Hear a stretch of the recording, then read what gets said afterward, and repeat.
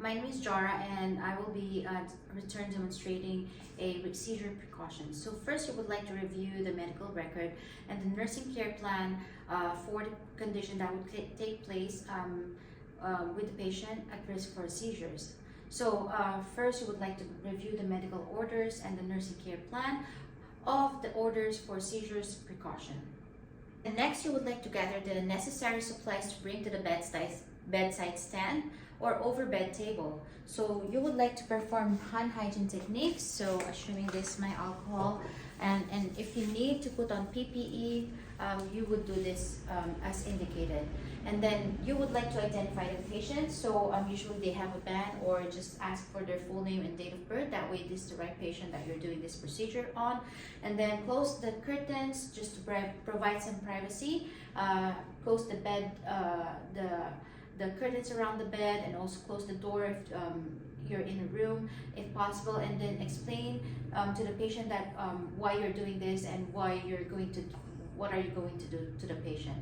And then place the bed in the lowest position, so just adjust the bed in the lowest position, and then raise the side rails, and there's like 2 to 3 side rails available, and then apply padding to those side rails as necessary. And then just attach the oxygen apparatus to the patient.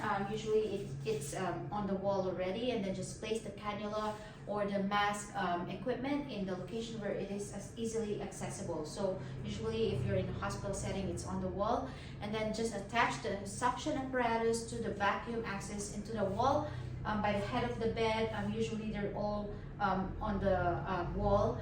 Just get that suction catheter and place in the and also the oral airway and resuscitation bag in a location where it is also readily accessible. So let's just say this is the nasal cannula, and then just get the suction, and then remove the PPE if indicated, and then perform hand hygiene as well. So perform your hand hygiene technique. So for patients with known seizures, just be alert for the occurrence of an aura.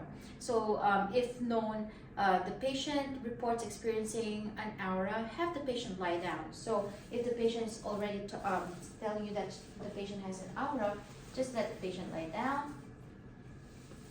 And then once the seizure begins, just close the curtains if possible around the bed, or close the door of the room if possible. And then if the patient is seated, ease the patient to the floor. So my patient is already laid down, so just let them lay down, or let them let the patient be on the floor. And then remove the patient's eyeglasses if there's any, and then loosen any constricted clothing. Just place something flat and soft, such as folded blanket. So let's just say you have folded blanket, and push any other furniture in the other area. Just make sure that the area is clear and safe. And then if the patient is in bed, remove the pillow and raise the side rails. So take off the pillows, and then just raise the side rails of the bed.